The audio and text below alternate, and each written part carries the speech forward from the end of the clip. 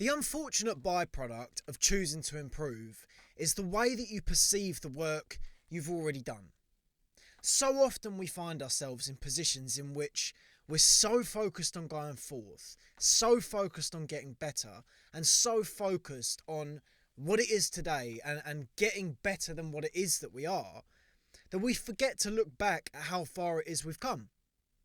The problem that can come from doing this, and it's a problem that everyone experiences, is on the days that things don't go so well, which invariably happens, you can ridicule yourself and you can hurt yourself to such an extent by forgetting how far it is that you've come.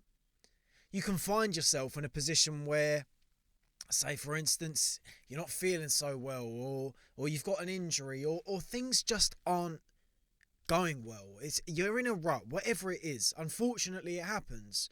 And we ridicule ourselves to the point in which it's almost as though we're the scum of the earth. We can talk to ourselves in such a bad light that it's almost as if we've never done anything good and will never do anything good.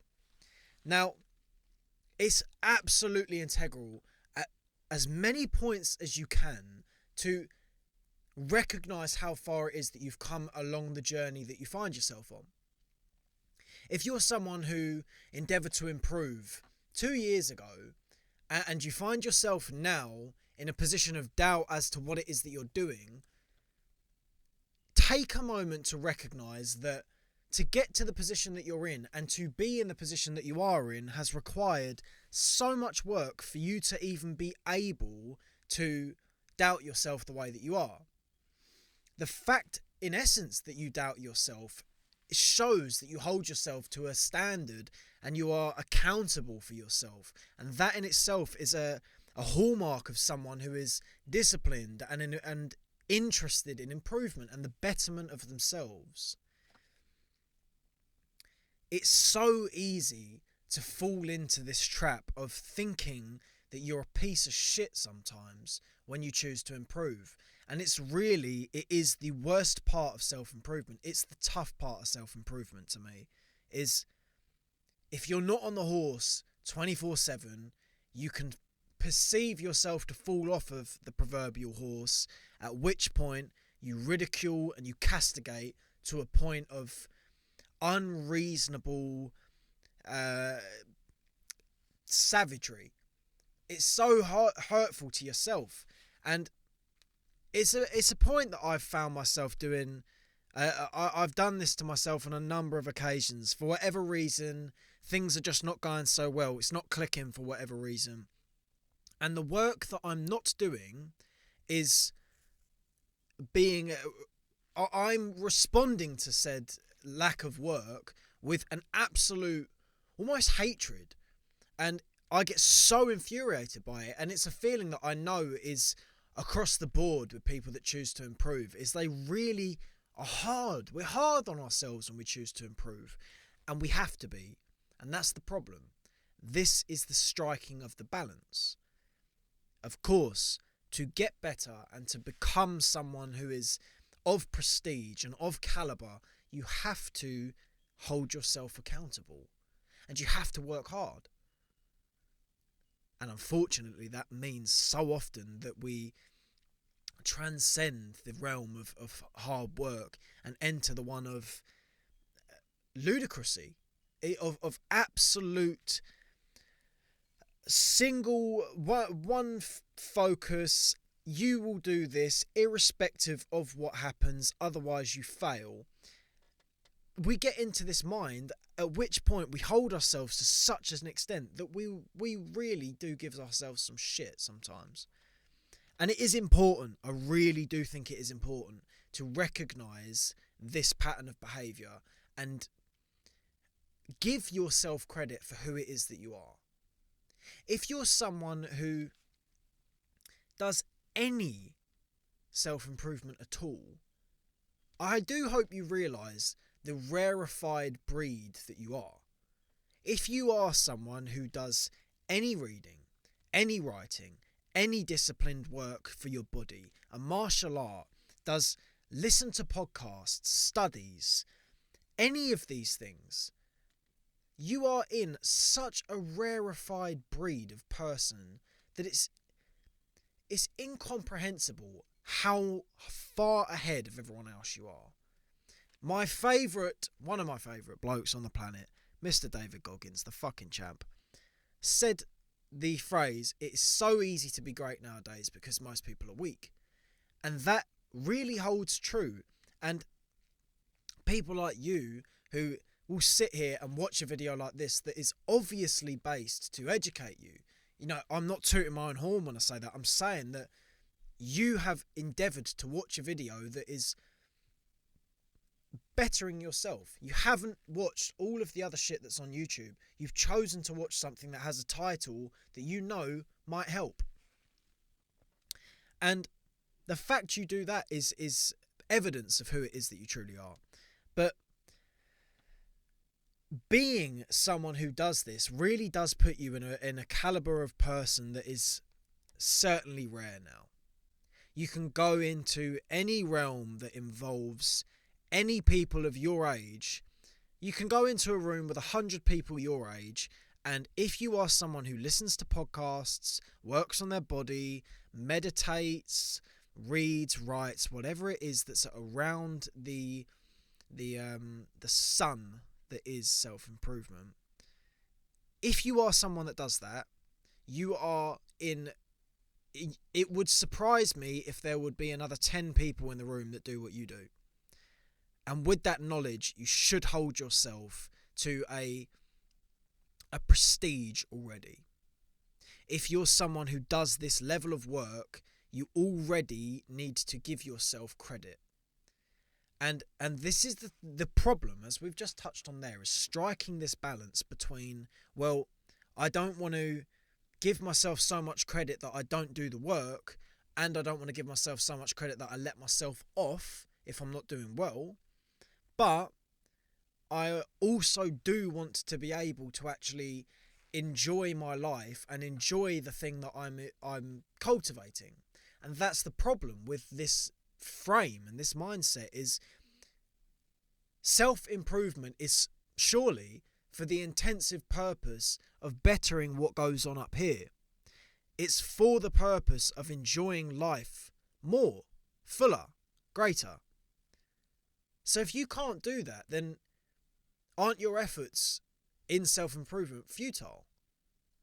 You know, you're choosing to do something that is to better yourself, but then you don't feel better as a result of it because you can't allow yourself the leeway required sometimes. You can't allow yourself the shoulder to cry on sometimes. You can't allow yourself just to say, "Well done, mate. That was really good."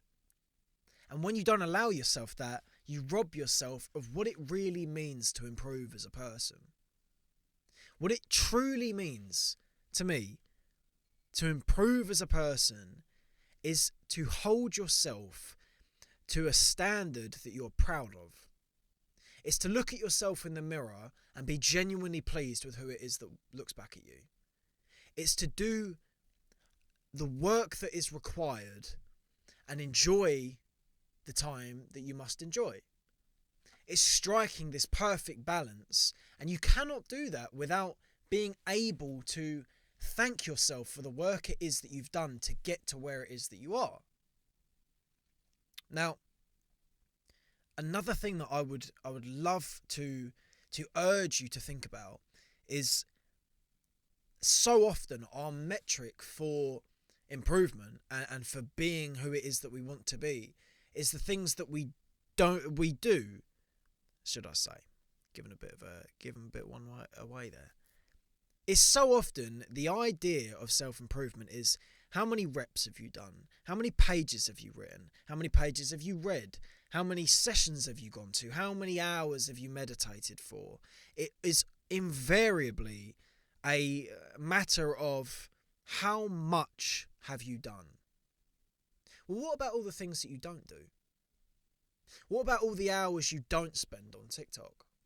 What about all of the hours that you don't spend eating shit food? What about all of the hours that you don't spend sat in front of the TV doing absolutely nothing? What about all of the time that you don't do something stupid. Is that not something that you should congratulate yourself for? Should you not be able to say to yourself, to the same extent of if you were to go and do a grueling exercise or study for a few hours, if you can recognize that that is a positive and it's something that you should be proud of yourself for doing, then you should do the same for what it is that you don't do, because it has the same intended effect. The things that you abstain from doing can sometimes be actually more productive and more effective than the things that you are doing. If you endeavour not to smoke weed every single day, then every day that you don't do that and you choose to do something else is a win straight away. And given the fact that that could have such a catastrophic effect, it really is a win. It arguably has more of an effect on your life than an arbitrary amount of reading or writing or whatever. So the things that you don't do warrant, and at that I would say require, as much attention and praise and gratitude toward yourself as the things that you do. There was a gentleman that I spoke to who really enlightened me to the fact that it is integral for us as people, irrespective of wants, desires, whatever, it is integral that you are aware of who it is that you are. Now I'm going to let you in on some inside information here. He and I had a conversation about the fact that I have such a difficulty talking to women, which is something we've spoken about on the channel before. You go check that video out. I would appreciate it. And he couldn't understand why it was that I had such a difficulty doing this, because from his perception, I had qualities that were, attractive, I suppose. And what he said to me really rung true, and were words that I appreciated to an extent that was difficult to reciprocate. I found it actually hard to make him aware, as he deserves to be, of the fact that what he said was genuinely helpful. And he told me that I don't see my own worth. I don't know what I have. And I think that's the reason why I wanted to talk about what we're talking about today, is so many of us don't see our worth. We don't see what it is that we do well, and we don't see what it is that we avoid doing wrong. It is the paradoxical effect that comes with choosing to improve, is in the pursuit of a better tomorrow, so often we don't seem to have time for today. You know, we're so focused on trying to make this version of ourselves that is exactly who it is that we want to be, that we get caught up in going forward and we miss what is now. And the unfortunate effect that happens as a result of this is that all of the work that we do today for tomorrow will be lost if we continue in this train of thought. Because what happens when you get to tomorrow? Well, you think of what you're going to do the day after. You think of, when it's tomorrow, I'm going to be thinking about tomorrow. Because your work is centered around progression. It's centered around the future version of yourself. And with that, all of the work that you do is effectively lost, because you don't make the time to look at who it is that you are now. It really is unfortunate, and it is something that I wouldn't wish on anyone, is the ever-increasing amount of anxiety and disbelief in yourself that occurs the better that you get. It's sort of to coin a phrase that Chris Williamson says, a champagne problem. Now, a champagne problem is basically if a millionaire was to complain about how much it costs them to pay their taxes, it would be a champagne problem because, oh well, look at you, look how hard it is with all your millions. And the problem with champagne problems is you don't get any saviour, you don't get any respite because people perceive them as a luxury that you are not, that you're kind of throwing away almost. And the champagne problem definitely occurs when it comes to self-improvement, because in the process of becoming a better person and creating that divide between who it is maybe that you are or were and who it is that you want to be or are, in creating that divide, you upgrade and you become a better version of yourself, and it's reasonably likely that with that you will have actually the physical issue, so to speak, of the champagne problem, in the sense that you may improve financially. Now, when we choose to improve, our the standard and the prestige and the level that we hold ourselves to gradually rises. It has to. It's the essence of improvement, is things get harder and harder and you get better and better. And with that, the standard you hold yourself to can create this constant feeling of I'm not good enough, because you're always trying to get something else. And that's kind of the subconscious message that is sent in self-improvement that's not talked about so much, is improving the self kind of suggests that what you are now is not enough. It's almost the wrong saying for self-improvement, because it does kind of suggest that there is improvement to be done. Now, of course, there's always improvement to be done, but there is a kind of suggestion in some ways that there is a chasm between who it is that you are and who it is that you want to be, and the work you do is what bridges that gap. It's tough. It really is tough. And that's why I wanted to make this video, so that people, in whatever capacity works for you, make themselves aware of who it is that they are. Now, with that, I'm going to provide you with some methods that I have found useful for doing this, and I hope someone somewhere finds them useful. The single most useful method that I have found for making myself aware of what it is that I'm doing is talking to myself. Not in a loner sort of way, kind of. What I mean by that is, when you do something, commentate. Make yourself aware of exactly what it is that you're doing. If you've seen that it's raining outside and your first thought was, I'm going to go out for a run, I'm going to go and get in that rain and I'm going to go for a run, make yourself aware whilst you're running that you are the fucking champ that has decided to go. No one else decided to do it.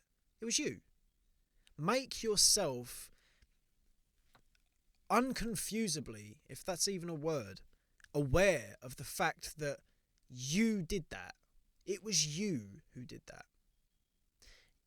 The person who decided to get out of bed early this morning and get in the cold shower and proceeded to read 10 pages of their book and then meditate and then get on with their work for the day, the person who chose to do that was no one but you. And at that, you have to give yourself that credit. And I think the best way of doing so is just a verbal dialogue. I found myself in just after a Muay Thai session that I'd done recently. I find it really difficult to go to Muay Thai. It scares the shit out of me every time. I've been going for a reasonable amount of time now, but it still scares me. And I just said to myself afterwards, because I usually go with a friend and he wasn't there, which made it even worse. It made it more scary. And I said to myself once I'd finished, you did that even when you were scared. Even when you were scared to do it without the support system you normally have, you went and did that. And I made myself so aware of it that I actually reaped the rewards of the effort to their fullest extent. And I think that is a really valuable way. And if you want to take that one further, which personally it doesn't work for me, but I will provide the information just in case it helps, is to write these things down. If you write these things down and keep a sort of a cookie jar worth of information of the good things that you've done, and you can look back at them, that's good. If you can get those things down so that you can refer to them and you can remind yourself of who it is that you are, then do it. I say, I think that could be a good idea for some people.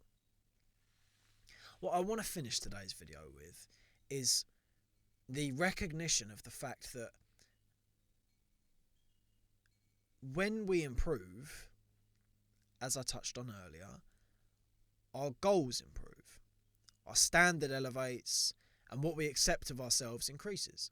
We have to match the bar. It's no longer acceptable if you're someone, if you can now do 40 push-ups and you cop out at 25, that's no longer acceptable.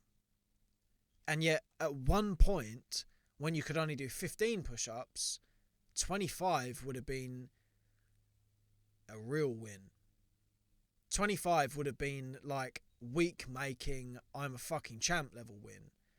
And it's interesting to note that our goals shift in this manner to the point in which what was once a tremendous victory, a massive win, can become absolute failure. And this is testament to your improvement. Aim to make your goals today, in essence, failures tomorrow. That is the idea of improvement, is you want to make what it is that you're doing now easy. And with that, when that happens, congratulate yourself. If you've made it this far into this video, I genuinely thank you for your time. And I really appreciate you sitting with me and talking about these things. And I hope I've given you something that you can take away and use to be the fucking champ that you will be. And good luck.